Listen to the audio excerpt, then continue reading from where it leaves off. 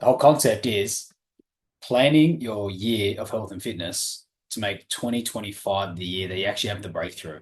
And for a lot of people, yes, like it is timing wise, a New Year's resolutions sort of level up live. But it's really what I really want people to get is to change their mindset around 2025. Because then the New Year's resolution is almost irrelevant to that. And then they can actually make next year their breakthrough year in whatever that kind of means. And that'll mean differences for everybody. It's really, most people, like, let's be real, most people are over it and they don't want to waste another year. They keep saying, especially around this time, if not over Christmas, and definitely in the first week of January, that this is the year. This is the year. This is the year that I'm doing it. I'm finally waking up early. I'm finally committing to the gym. I'm going to sort out my nutrition. You name it. We hear a whole bunch. The stats say that 80% of New Year's resolutions are done by the second week of January. That's an outstanding stat in how many people don't follow through in what they're going to say.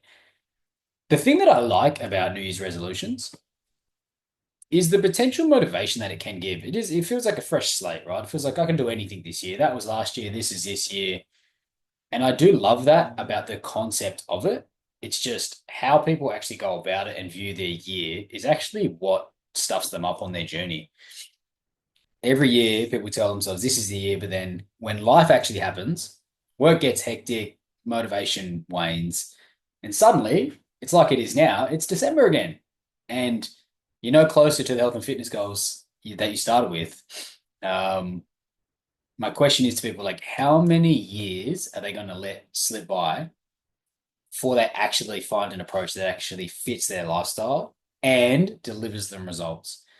Today, I want to come up with a couple of tools for people to actually be able to implement so they can approach next year and actually make it the year that they get the results that they're after, or just get them moving closer to that result, which people sort of undervalue as a massive win for their year. So, what are some common mistakes that I see? Number one, most people don't have a plan. They have a dream. They want to, drop some weight or get fitter or whatever it is, but they don't have a plan. Without a plan, you're just actually being reactive rather than proactive. And the journey's hard. So you need a plan. They sort of might, set up for a gym membership or start a diet without actually knowing the actions that they need to take or how it fits into sort of their larger framework for that plan or the year. Days go by without structured habits, which actually just leads to inconsistency, normally overwhelm, stress about the program, and then a day leads into three, leads into five, and then you're no longer doing the thing anymore. That's kind of how most people's years go. And that's not a blight on people because it's actually a really difficult task to stick to a program for more than 12 months. Like that is a hard thing to ask of somebody. So having it structured and having a plan significantly helps your chances of actually getting that done. So create a structured plan, make a big year into really small actionable goals. Instead of saying I want to be fitter, set a goal like I'll strength train on Mondays or run on Mondays at this time, and you just let the habits stack up so you can actually get to your goal.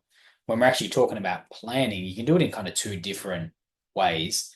You can have your big macro plan. So this is what I want to do by this date of the year. If you've got a date, I would definitely say choose one.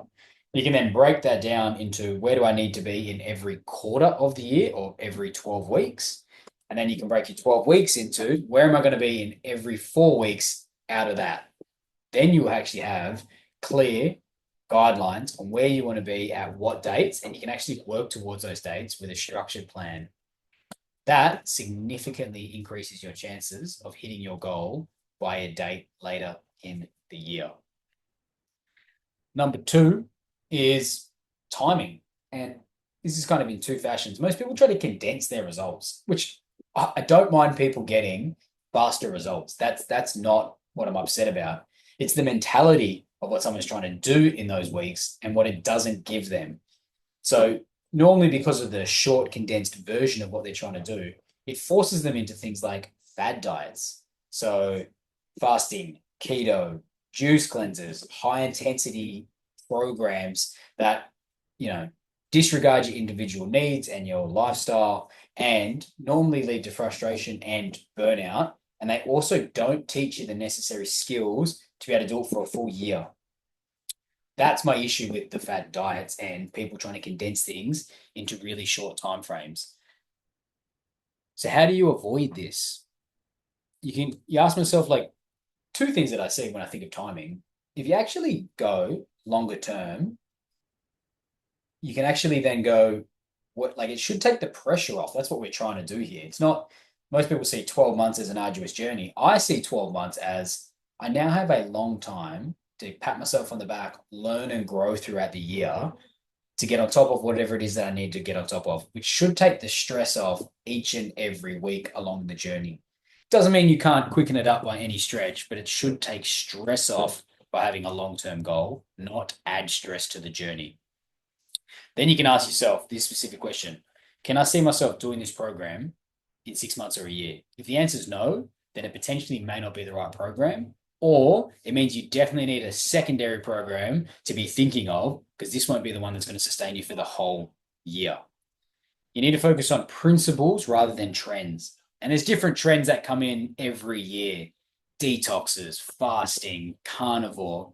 There's a whole bunch. Trends come and go, but the foundations don't. We're talking balanced nutrition. We're talking consistent movement. We're talking prioritizing sleep. These are all sort of timeless practices, things that we call foundations, which if I was building a house, you need to build the slab of the house first before you can put anything else up. Hence, these are the slab for your house. Get them right, and you can build any routine on the back of them. If they're not a part of what you're doing, they should be, and that routine probably isn't going to give you the actual result that you're after. Obviously, touting my own horn, but obviously seeking expert advice significantly helps actually help you on the journey. If not, it's a pretty tough field to navigate. I would say this is any field, but there's a lot of misinformation in the health and wellness industry specifically. So it's hard to differentiate what's good information. It's even harder to then differentiate, is this good information good for me at my specific part of my journey, where I'm going, and does it help me with my individual needs and the personalization that I need on my journey? That is a tough task to ask somebody to try to differentiate on their own. Hence, getting good quality expert advice can shorten the gap on knowledge, which quickens your results. Super simple. Number 3, stop repeating past failures. One of my favorite lines is, if nothing changes, nothing changes. And people keep trying to get the results, doing the same things that they do week after week, month after month, expecting a different result. It's just not going to happen if things don't change. So if you assessed this year and you said this year either was exactly what I wanted out of it, tick, great. Now you know what good looks like. If the answer is no, I'm not where I wanted to be health and wellness wise, it kind of doesn't matter what you did this year. It actually wasn't the right program for you this year, because the right program will get you closer to your goals, not further away. So we hear people have default methods like this used to work for me, or I'll just try this because my friend's doing it, or, I might, I'm pretty burnt out, but I might just go and do this high intensity thing and I'm just going to train harder. These are normally default strategies that, everybody has, but it actually doesn't move you closer towards your goals. So why do people do this? Well, there's comfort in familiarity. People tend to gravitate towards what they want to do or what's comfortable for them, not what potentially they need to do. It's a very human emotion to have. Lack of reflection, like without evaluating things. And most people that we talk to in the coaching sense just aren't reflecting enough on themselves, their year, their programs, and their wellness to actually know what methods were actually working and not working, which is why we, work so meticulously with people to consistently catch up with them, to reflect on progress, whether it's for success or not success, because it gives you information either way on what you can either default back to that actually works or what's actually good when I'm actually winning. All of that is actually really important. So how do we avoid it? We're going to reflect on past failures, what worked, what didn't work, be really empathetic to yourself for trying, and put in a structured plan in and around that. You've got to be open to new methods. If something hasn't worked in the past, it may be time to explore a different approach. Really, if you haven't got a movement method that worked for you, a nutritional method that worked for you and was easy to follow, and you're not prioritizing other holistic things like sleep and stress, it's going to be, they would be my four methods that I would say be open to trying and have each and every one of them in any plan at any one time. And my last one is instead of repeating past fails or having an all or nothing approach, prioritize sustainability over perfection. Your goal should be to find a method that you can stick to, even if it's not flashy, even if it's not trendy, even if your week isn't going to be perfect. Sustainability over perfection. If you think that way, you'll get tremendous results in 2025. Number four, people lack specificity when it comes to their goals. And this is kind of where I want to finish on because it's almost the most important. We hear goals like, I want to be healthier, I want to lose weight, but they're too vague and they leave you without a clear direction.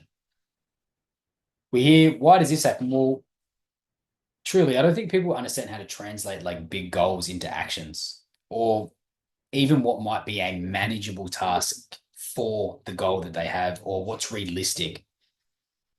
So we need to come up with ultra specific goals. It's not, I want to lose weight. It's, let's delve a bit deeper. It might be, I want to lose 5 kilos of body fat. Then, if you want to get really specific, it's, I want to lose 5 kilos of body fat by this date, whatever that date is. Now you've got a line in the sand, and you've actually, each day that ticks past, it actually jogs your memory to take action, and you've got an accountability line.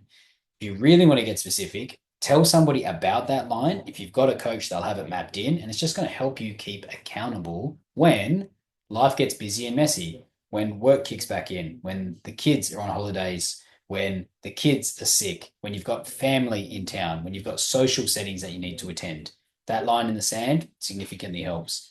The last thing that I'd like to do, and we like to call it your emotional hot button in here, but it's just finding your true reason why you're doing something. And that's going to require you to be open and vulnerable with yourself or your coach. So we hear this a lot. It's like, I just want to lose some weight. More often than not, it's like, no, they want to lose some body fat. The reason is that it's like, oh, I just like to feel a bit better. But when we delve a bit deeper, a standard thing that I hear from people that, 40 or 50 and above is like, I've been married for 10 or 15 years, maybe 20 years at this stage. And we've got a bunch of kids. You know what? I'd actually just love to be fitter and more confident like I used to be. And I'd kind of like my partner to kind of look at me the way that they used to, which, may not be as prevalent, 20 years into a marriage. I'd love to just get that little bit of a spark back, and that would make me feel a lot better. And dropping 5 kilos, I think, would help do that. It's like now we're getting significantly more intertwined with our actual goal and our drivers behind what we're doing. Then I just want to lose some weight. The other one we hear is I just want to feel a bit better. I just don't want to have so much aches and pains, and I don't want to be injured. And then I deep dive into, with parents that have kids, and they say, obviously, I want that, but my real driver is, man, it's hard to keep up with your kids. They're full of energy. They're always looking to do crazy fun games and do crazy athletic things. And if you've got 8 to 10-year-olds, you might notice is it's hard to keep up with them then. And if you're struggling now, it's going to be near impossible when they're a teenager. And I know for a lot of parents, that is, a scary thought and not the person that they want to be. For some of the older people in here, it's like they're starting to think, will I be there for my grandkids? And will I be able to be like the fun grandparent that I'd want to be? Now we're starting to actually get into someone's emotional hot button as to why they may want to drop some body fat, why they may want to move freer and be more fit and agile and capable, which is going to hold you in much better stead throughout the year. It's going to do two things. One, you're going to have much more motivation. You're going to be much more intrinsically motivated when you actually understand your deep emotional driver for the task that you want to do. That is especially handy when life gets tough. And make no mistake about it, next year there's going to be days that don't work, weeks that don't work, potentially months that don't work. And that's okay.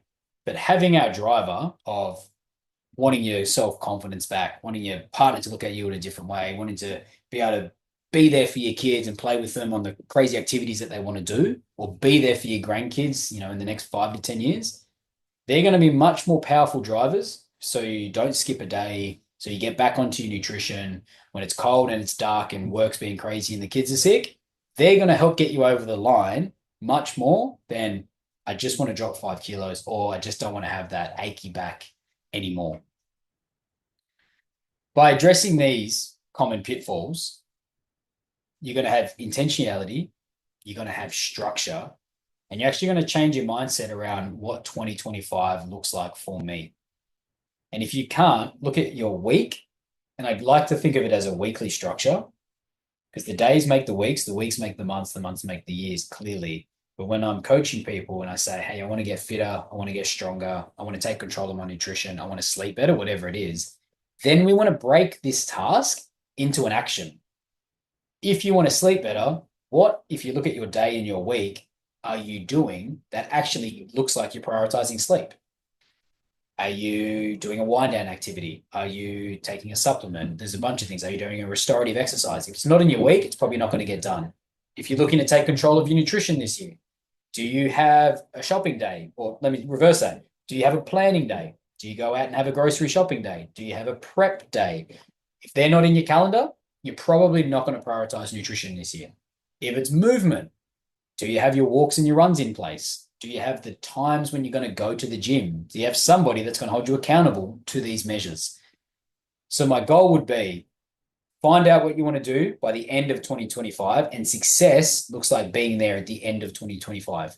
Doesn't mean you can't get there sooner, but if you're not there by the end, then our year genuinely hasn't been a success. That's kind of how I view it with my clients. Then we're going to break it down into quarterly goals and then monthly goals from those quarters. Then we're going to look at your week and make sure the habits around sleep, stress, exercise, and nutrition are in your week as an actual plan or an activity at a specific time. Specific time matters. I ask people this a lot. It's not just I'm going to train in the morning or the afternoon. It's exactly when. Because then if it's 6:30 a.m., we can have a chat around what time do you need to wake up? What do you need to do to be able to get to the gym by 6:30? What else happens in your household or your life in and around that time that could derail that, so we can come up with tools and strategies to help make success more of a percentage more often than if we didn't have that structured plan. And then I guarantee if you have all of those things in place, you're not just trying to hope for a New Year's resolution. You're actually going to make 2025 the year that you stack your habits up and truly take control of your health and wellness and whatever other holistic life pillars that you're trying to achieve. And you'll have your breakthrough year of not just getting results, but actually transforming your health and wellness as a lifestyle. Again, if nothing changes, then nothing changes. I'm going to open the floor up. Vince, is there anything that you want to discuss while you've got me? I mean, Sam, 20 minutes ago, I said I'm not a goal-oriented person. This is possibly your best one because I have just realized I most definitely am a goals-oriented person because that was the very insightful 20 minutes.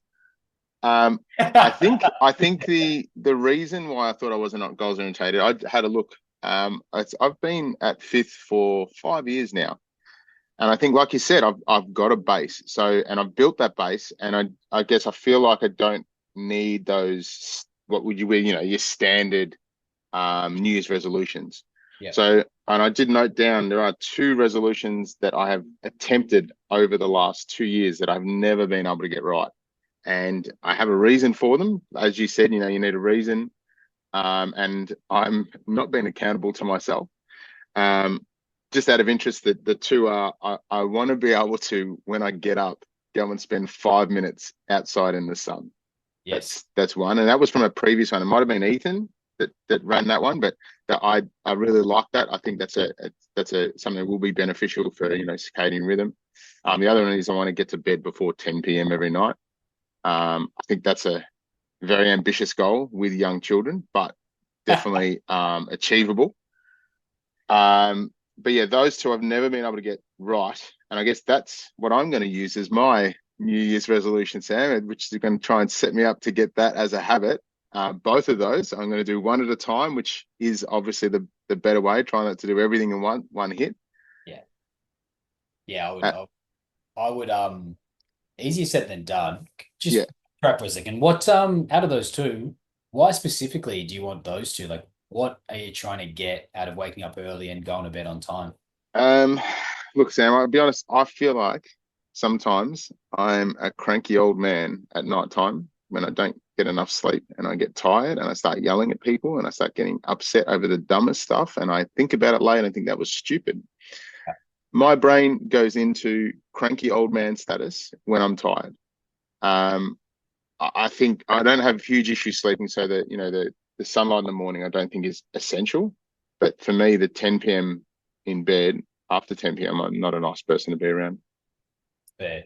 I would, yeah, so it's more, yeah, totally understand those. And where I think most people are in a similar boat. What do you reckon you find so difficult about getting to bed at 10? Like, what are a couple of things that really, Especially around school holidays, and coming into now, like my daughter's just finished high school for the year, so she's going to be up until really late, and my wife is a night owl who rarely gets to bed before 10 o'clock. So, me going off to bed means I've got to leave them to be, which is not, I don't mind, but it's just obviously one, there's the noise in the house. Two, there's the fact that if things need to be done, then they don't. And then the next morning, I'm dealing with four zombies in the house that have gone to bed after me.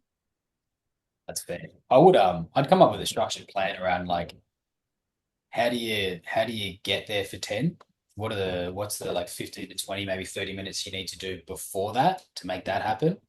What does 10:30 potentially look like? And like, do you have any flex in that arrangement to be able to push it if you just want to hang out with your family, which is totally understandable?